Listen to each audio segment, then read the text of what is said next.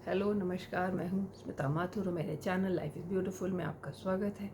Life is beautiful यानी ज़िंदगी खूबसूरत है और मेरे चैनल की टैगलाइन है what ever you think you become, यानी आप जैसा सोचते हो वैसे हो जाते हो। यानी आप नहीं, मैं नहीं, हर व्यक्ति जैसा सोचता है वैसा हो जाता है, क्योंकि इंसान की जो सोच होती है, जो उसकी मानसिकता यानी कि जो मेंटालिटी होती है, जो उसके थॉट प्रोसेस सोचने का तरीका होता है, उसका उसकी पूरी ज़िंदगी पे, उसकी पर्सनैलिटी पे, उसके लाइफ के हर डिसीजन पे बहुत गहरा प्रभाव पड़ता है। अगर व्यक्ति पॉजिटिव सोच रखता है तो उसको अपनी ज़िंदगी में सब कुछ पॉजिटिव दिखाई देगा, उसकी अपनी कोशिशें भी पॉजिटिव परिणाम ला के देंगी। और अगर वो नेगेटिव विचारों वाला व्यक्ति हर वक्त नकारात्मकता से घिरा रहता है, तो वो उसको ज़िंदगी में बहुत कुछ अपना नेगेटिव ही दिखाई देगा, मिलेगा भी, और लोगों का अच्छा किया भी उसको नेगेटिव रूप में ही दिखाई देगा। तो जैसा कि हम अपने हर अपलोड में हम लोग दोहराते हैं कि अपने इन अपलोड्स के ज़रिए हम बात करते हैं रिश्तों की। रिश्ते, हर तरह के रिश्ते, मतलब अपने पर्सनल रिश्ते, man woman relation, as well as घर में जितने भी रिश्ते आपकी लाइफ में होते हैं, घर के बाहर के रिश्ते, पड़ोसी, friends, as well as work area के रिश्ते। और इसके अलावा जो तीसरा टॉपिक है जिसको हम लोग अक्सर डिस्कस करते हैं, जिन पे वीडियोस लाने की कोशिश करते हैं, वो है बच्चों की पेरेंटिंग, यानी कि बच्चों की अपब्रिंगिंग। और अपब्रिंगिंग के दौरान डूज़ एंड डोंट्स, यानी कि बच्चों से हम क्या करें, क्या कहें, क्या ना कहें, कैसा व्यवहार करें, कैसा ना करें, ताकि हम एक कर्टियस, रिस्पॉन्सिबल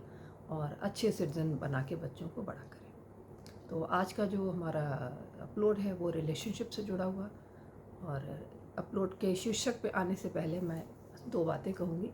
कभी आपने अगर बस में सफ़र किया है, किया ही होगा, हम सब ने कभी ना कभी लाइफ में बस में सफ़र किया होता है, या कभी आपने कोई शेयर टैक्सी या ऑटो में कभी अगर आपने सफ़र किया हो, तो आपने देखा होगा कि लोग, ऐसा लगता है बस में जब बहुत सी भीड़ हो जाती है कि जैसे लगता है सब कुछ अपने ऊपर चढ़ा चला आ रहा है। जैसे एक व्यक्ति का हाथ टकरा रहा है, दूसरे का बैग टकरा रहा है। और कई बार बहुत सारी ऐसी अनटूवर्ड घटनाएं भी होती हैं कि लेडीज़ वहाँ भड़क भी जाती हैं कि तुम्हारा ये हाथ में उसको लग रहा है, या लेडीज़ का बैग किसी को टकरा रहा है, या कुछ और भी इस तरह। तो ऐसा लगता है जैसे सांस लेने में भी तकलीफ़ हो रही है। ऐसे ही बिल्कुल ऑटो वाले में भी होता है, शेयर जो ऑटो होती है, टैक्सी होती है, जिसमें लगता है सब कुछ मुँह पर, लोग सामने वाले बिल्कुल मुँह पर चढ़े आएंगे, और अगर एक भी आपका ब्रेक लगा तो सब एक दूसरे से टकरा जाएंगे। तो ऐसे में बड़ी घुटन महसूस होती है, लेकिन इंसान की मजबूरी है, वो बहुत ही इकोनॉमिकल तरीका है सफ़र करने का, तो दुनिया करती है। तो जैसे कि यहाँ पे घुटन होती है जब कोई ऐसा लगता है सिर पे चढ़ा चला आ रहा है, जैसे कि लगता है कि आसपास के लोग सांस लेने में भी दिक्कत दे रहे हैं। सांस लेने में दिक्कत मतलब सांस भी ले रहे हो तो ऐसा लग रहा है इधर देखो उधर देखो तब जाके कहीं सांस लो। बिल्कुल ऐसा ही रिश्तों में होता है, और उसको हम, जो ये चीज़ होती है जिसको हम रिश्तों में कहते हैं, जो घुटन देती है अक्सर लोगों को, वो है ब्रीदिंग स्पेस। ब्रीदिंग स्पेस यानी कि सांस लेने की जगह। इंग्लिश में का जब हिंदी में हम ट्रांसलेशन करेंगे तो ब्रीदिंग स्पेस का मतलब होता है सांस लेने की जगह। तो आज हमारा टॉपिक यही है कि व्हाट इज़ ब्रीदिंग स्पेस और क्या इसकी ज़रूरत होती है, what is the importance of breathing space in relationship, यानी कि रिश्तों में ब्रीदिंग स्पेस क्यों होना चाहिए। ब्रीदिंग स्पेस का मतलब होता है कि रिश्ते कितने भी करीबी के हों, जब आदमी बड़ा होता है, मतलब बच्चे बड़े होते हैं, तो अपने घर के रिश्तों में बहुत करीब करीब होते हैं। नेचुरली बचपन से जो जुड़े हैं, खून के संबंध हैं, तो वहाँ सब कुछ, बहुत कुछ एक दूसरे से शेयर्ड होता है। लेकिन जब घर के बाहर की दुनिया में जाते हैं, दोस्त बनाते हैं, अपने कलीग होते हैं जो वर्क एरिया के, या आपका अपना कोई पर्सनल रिश्ता आप कहीं कायम करते हैं, तो वहाँ पे क्या होता है, धीरे धीरे जब करीब आने में भी आदमी को समय लगता है, दूसरों को पहचानने में समय लगता है, वो अपनी बहुत सारी बातें शेयर करता है, दूसरा भी शेयर करता है, इस तरह से आदमी एक दूसरे के पास आता है और मेंटली जुड़ता है। लेकिन कई बार क्या होता है, कुछ लोगों की ऐसी आदत होती है, कोई बुराई भी नहीं है, कि वो लोग अपनी कुछ बातें कभी किसी को नहीं बताते। वो एक कहते हैं ना, प्राइवेसी रखते हैं कि बस इस दायरे के बाहर अब मैं नहीं बताऊंगा। जैसे अपने फाइनेंसेस के बारे में, अपनी आमदनी के बारे में, या अपनी बहुत ही पर्सनल कोई लाइफ के बारे में, कि कुछ भी XYZ हो सकता है। तो कभी कभी जो दूसरा व्यक्ति होता है जिसको कि ये चीज़ें आदत होती है हम अपना सब कुछ उगल दें, तो उनको ये थोड़ा अटपटा लगता है कि ये बड़ा चुप चुप हो जाता है। चुप चुप हो जाता है, कोई दिक्कत नहीं। जब हम चुप चुप हो जाते हैं जो लोग, या कोई अपनी एक अंतरंग बात नहीं बताना चाहते, तो वहाँ पे सामने वाले व्यक्ति को भी उसको उतनी ही जगह देनी चाहिए। इसका मतलब ये नहीं हुआ कि आपका रिश्ता नहीं चल सकता। इसका मतलब हुआ वो व्यक्ति ब्रीदिंग स्पेस चाहता है।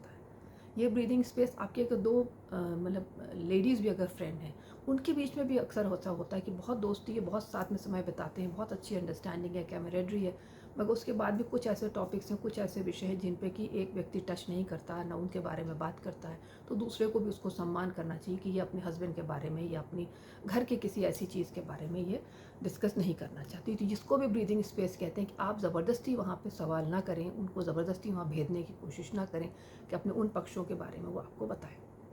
ऐसे ही अगर आपकी दोस्ती आ रही है, वर्क एरिया में भी ऐसे रिश्ते होते हैं, बहुत दोस्ती है लेकिन बियॉन्ड ए पॉइंट लोग किसी टॉपिक के बारे में बात नहीं करना चाहते। ऐसे कुछ ऐसे भी रिश्ते होते हैं जहाँ लोग इतने खुले होते हैं कि अपना XYZ सब कुछ उगल देते हैं।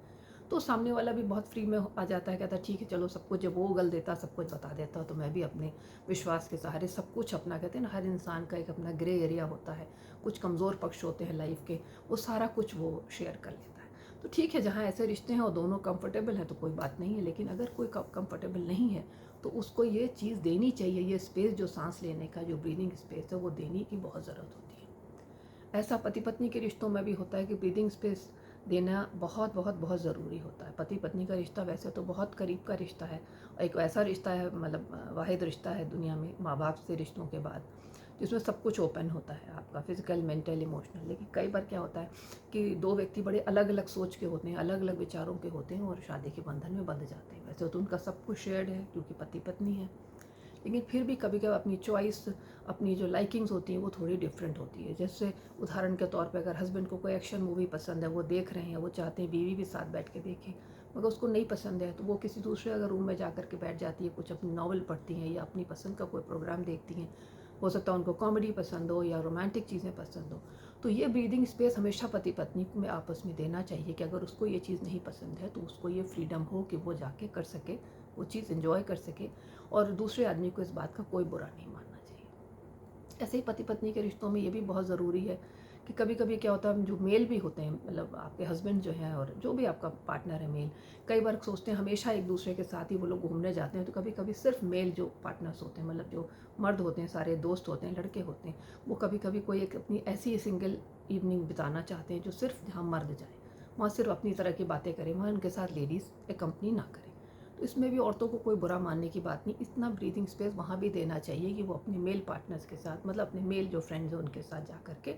कोई इवनिंग आउट बिताएं, साथ में खाए पिएं, एंजॉय करें, जो भी उनका एंजॉयमेंट का तरीका उसको करें। तो वहाँ बार बार क्वेश्चन करना, तुम क्यों जा रहे हो, कितने बजे आओगे, कौन कौन जा रहा है तुम्हारे साथ, ये सारे जो सवाल होते हैं वो सामने वाले व्यक्ति को पिस्ड ऑफ करते हैं। पिस्ड ऑफ करते हैं मतलब वो बिगड़ सकता है, उखड़ सकता है। लेकिन ऐसे ही अगर औरत का भी अगर ऐसी कोई अपनी एक इंडिविजुअल कोई चॉइस है कि अपने फ्रेंड्स के साथ हम शॉपिंग पे जाएं, ऑल वेमेन फ्रेंड्स, या हम अपनी कोई इवनिंग आउट पे जाएं, किसी रेस्टोरेंट में जाके हम कहीं खाना खाएं, कुछ भी करें, तो अगर हम देर तक रात को 12 बजे तक बाहर रहें, क्योंकि सब पढ़ी लिखी औरतें हैं, they can take care of themselves, तो पतियों को भी या उनके जो मेल पार्टनर्स हैं उनको भी किसी बात की कोई आपत्ति नहीं होनी चाहिए कि ये गलत है, तुम क्यों जा रही हो, रात को औरतों को अकेले नहीं जाना चाहिए। अगर आज की औरत बाहर निकल के काम कर सकती है और बराबर की सैलरी ड्रॉ कर सकती है, हर क्षेत्र में अपना दखल रख सकती है, तो शाम को अगर 6-7 लेडीज़ एक साथ मिलकर कहीं चली गई और अपनी कार में हैं, खुद ड्राइव करती हैं, अपनी सुरक्षा के लिए सजग हैं, तो उसमें पतियों को यानी उनके मेल पार्टनर्स को भी कोई आपत्ति नहीं होनी चाहिए। यहाँ पे भी ब्रीदिंग स्पेस देना बहुत ज़रूरी है। यही ब्रीदिंग स्पेस होता है कि हर चीज़ में घुस घुस के हमको, ज़रूरी नहीं कि वो जो करे, जैसा करे, जो सोचे, जो खरीदे, जो खाए,